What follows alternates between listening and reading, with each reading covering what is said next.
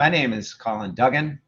I'm CEO and co-founder of BG Networks. I'm here with Roman Lasecki. Roman, I'm Roman Lasecki, co-founder, CTO for BG Networks. Thanks, Roman.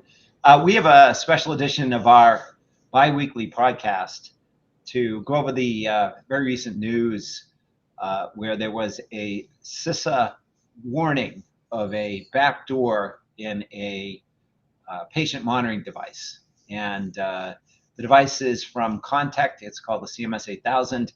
And we just wanted to go through what happened or what's known about this, some of the technical details, talk a little bit about, what might have caused this and what the recommendations are in terms of if you do have one of these devices, what to do. Spoiler alert on that one is basically you have to turn off the networking, but we'll get into more details on that. But I guess, Roman, do you mind telling us a little bit about these vulnerabilities and getting into a little bit of the technical details behind them? Yeah. So there's actually two things they found. So it's not just the reverse backdoor. So they didn't find a backdoor. They found what you would call a reverse backdoor. So a backdoor would be where an outsider can contact the device to gain access. Such as a communication protocol you didn't disclose, but it's outside of the device initiating the connection. What the researchers found in this device and what CISA and the FDA put out the notices around was a reverse backdoor. So the reverse backdoor is where the device is the one that initiates the connection. So they were able to find in the code running on the device that it will reach out to an IP address. It's an IP address associated with, as far as we know, a university in China that will essentially say, hey, I would like to mount a network file system. So it reaches out to this IP, it mounts that network file system, and then it will do a copy of any files it finds on that remote file system. It will copy anything over to the device and it'll put it inside the directory on the device. So it's the /opt/bin directory. It'll copy the entire thing over there. And then it does this very specific copy around copying a monitor application to a fixed location as well. So literally any file that's there can overwrite the files that are on this device. So if there's a binary, overwrite it. No checks, no bounds, just connect, mount, copy over, and now you have new files and binaries deployed on the device. So that is the reverse backdoor that they discovered. That's great, Roman, and I guess the way it's categorized in what's called the CWE, which you can find on the NIST National Vulnerability Database website, is into two major categories, and these are kind of generic categories. One is hidden functionality, which you just explained, and then the second is exfiltration of data, and that could be patient health information. It could be personally identifiable information. Can you tell us a little bit more, Roman, about those two categories? In terms of the hidden functionality and then this, privacy issue here. Yeah, the reverse backdoor is the hidden functionality or part of it. There's another aspect of that, which is a separate part of the disclosure, which doesn't relate specifically to the backdoor, but rather when the device connects, it will communicate data. So it will stream data off of the device to that IP. And if you analyze the data that's being transmitted, included in there is patient data, the actual vital signs data, patient name, if it's configured in the device, that's being sent over an HTTP connection to this IP address. So that's in addition to the backdoor.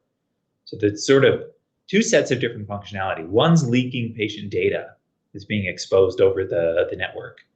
And the other is the reverse backdoor, which could allow somebody to load up any binaries onto the device and sort of like get around every security control you can think of. It's a very easy way to get a binary onto the device through the reverse backdoor. So you have both of those. The slightly more interesting part of this was when the system boots up, even if you disable the Ethernet interface, it'll turn on this code that sends the data back will enable the Ethernet interface. So that reverse backdoor, it says, hey, put the interface, put it back online. So even if you've gone in the menus and said, I want to disable Ethernet, if that code's executed, it'll re-enable that Ethernet interface. So the only way to get around that is disconnect the Ethernet interface. So you have to disconnect it from the network in order to do that. You also, that's for the kind of reverse backdoor turns on the Ethernet interface. There is Wi-Fi capabilities on there as well. So when you get into some of the recommendations from CISA and the FDA, it's disable Wi-Fi if you don't need remote monitoring. So if you're just doing pure local monitoring, turn the Wi-Fi off, physically disconnect your Ethernet interface, and you could still use the device in a local monitoring mode. So Roman and I have gone back and forth on, malicious intent, right? And to kind of address a little bit of a potentially controversial elephant in the room here. When I first saw the title of the CISA warning, which included the word backdoor to me usually means some kind of intent. Now, I've gone, like I said, back and forth on this as I've learned more about the vulnerability.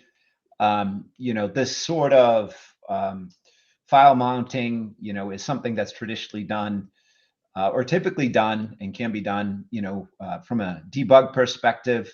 It seems the IP address is in the user's manual. So there's indications here that this could have been purely debug code, engineering code that, was left in the device and, ideally should have been taken out of the device. But, when you explain things like, you turn off the Ethernet and it turns it back on again, there's some intent here also. So I would say it's still unclear to me about, was this, an oversight of engineering, which it happens, if you go back and you look at one of my favorite Black Hat DEF CON talks, there's one about, a Mercedes back in 2020, a pen test done by Skygo 360. And there they found, a whole lot of debug code around a specific automotive bus in there. It happens, it happens. Code gets left in. It's something that, when you're thinking about cybersecurity, you really want to make sure that any of that debug code is removed from the device. So it just could be an oversight. But what are your thoughts on this? Intent or just an oversight here? Don't know. You can't tell. It could be either, really. There's no way of knowing unless you're the person who wrote the code and put it in there. But I've seen, it's not the first time a backdoor was left in their code because, hey, I have these devices in the field, I'm doing development, I really don't want to go on site to push out an update, and there wasn't a secure update. So firmware updates are done over a USB. And so if you had a developer that's like, you know what, I'm just going to have the device phone home to my development server, pull off some update files so I can do rapid testing of the device without having to physically go there and put in my updates on a USB. I can see that totally happening during development. The fact that it wasn't removed in the final firmware shipped on the device, like that is, a sort of security oversight. At a minimum, it's a security oversight. You should have removed that type of debug capability if that's what you put it in there for. Absolutely should have taken that out. That's right. That's right. And in the testing that we do, penetration testing, threat mitigation testing, vulnerability testing, for medical devices that are going for a 510K clearance, this is exactly the sort of thing we're looking for, right? This sort of functionality. So either you do it through code review or you make sure from a testing standpoint, you're looking for that sort of thing.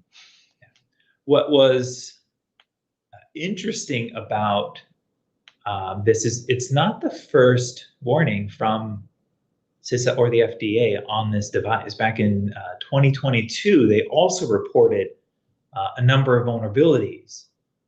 And perhaps ironically, one of the reasons the reverse backdoor was found is because researchers were able to analyze the firmware image and see some of the debugging information that's in there, this debug symbols. And typically, from a security standpoint, if you want to make your job harder for an attacker, take your debug symbols out of your final binary you put on your device, make their job harder. The fact that that information was in there allowed researchers to identify, hey, you're mounting these points, you're doing this, you're doing that. So it certainly made it easier by having those debug symbols left in there. That was one of the examples they had in the previous report around the vulnerability. The other aspects, there's a handful in 2002 that were identified for the device.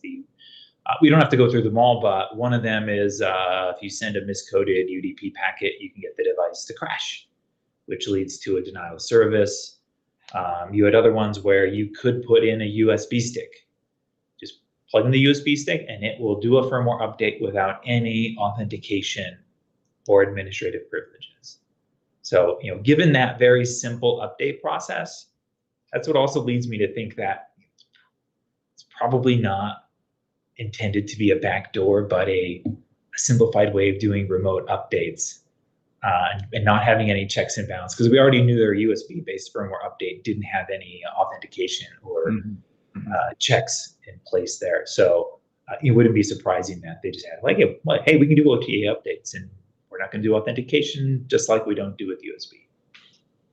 Yeah, and secure updates are important because we could see it in this case now. So, whoever worked with this code, they certainly would have knowledge and understanding about how to update the device.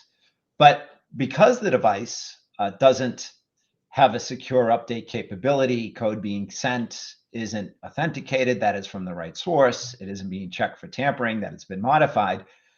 Really, anybody out there, if this device has some kind of access to the web, can update this device. So if there are malicious actors out there, there's no security mechanism here to prevent, this device from getting an update. So if you are using this device, you do want to check to make sure that, it hasn't already been tampered with. If it has been, within, protected network, you're probably okay.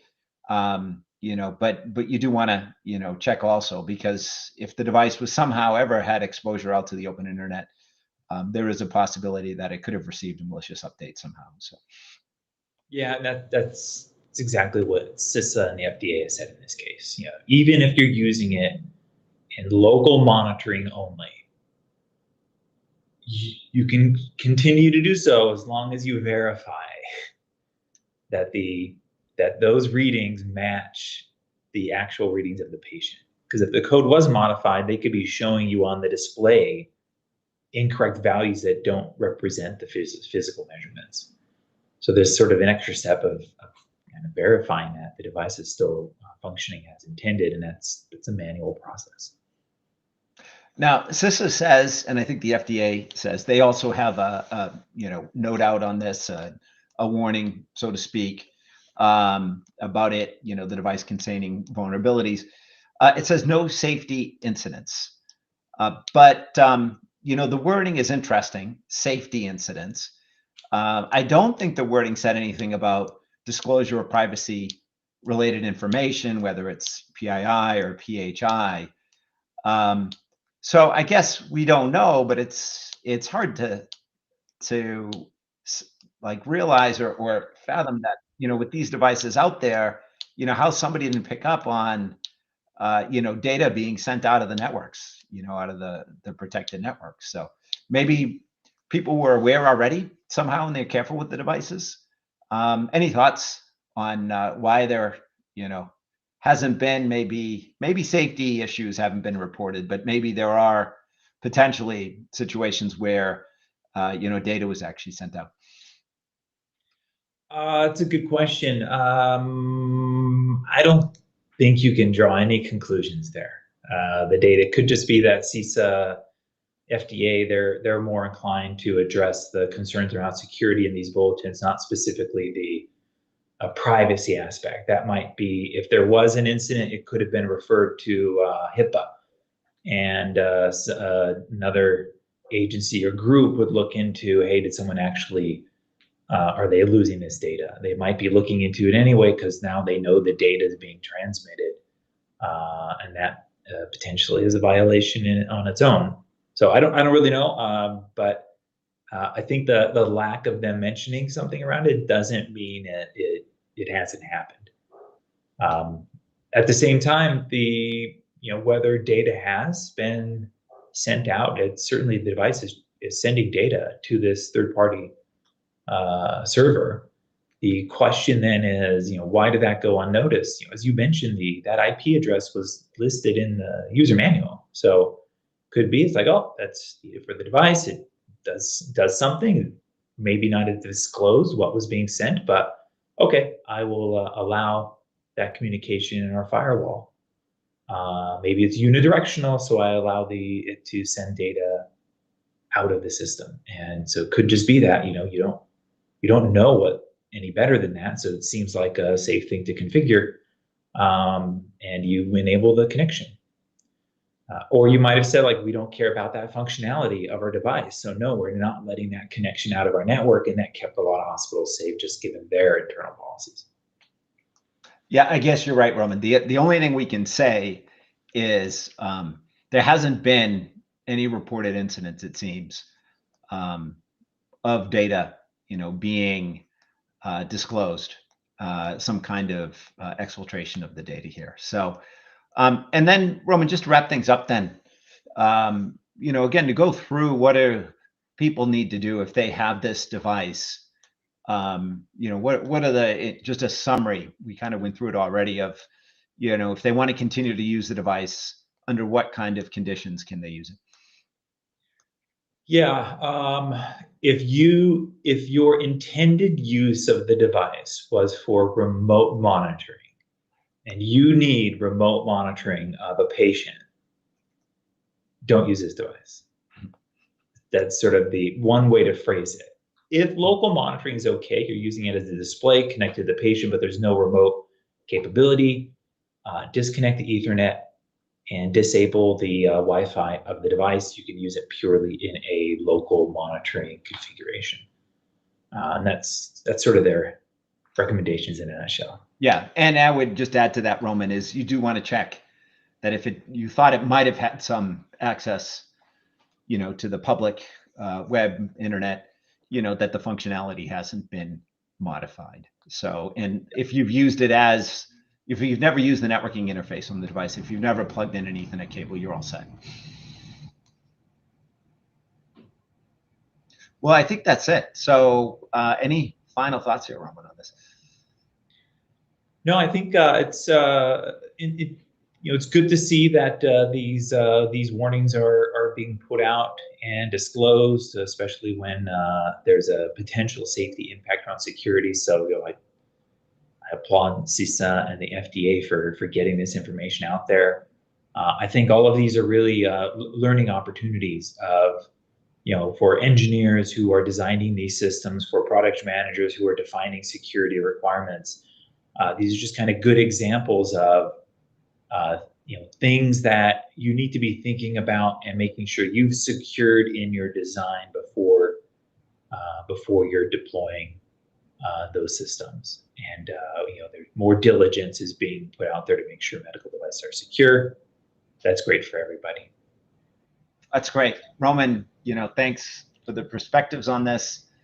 Thanks for everyone who is watching. We'll be back in next week on our normal cadence. And if you have any questions for us about the Contec CMS 8000, just let us know. Thanks, everyone. Thanks, everyone.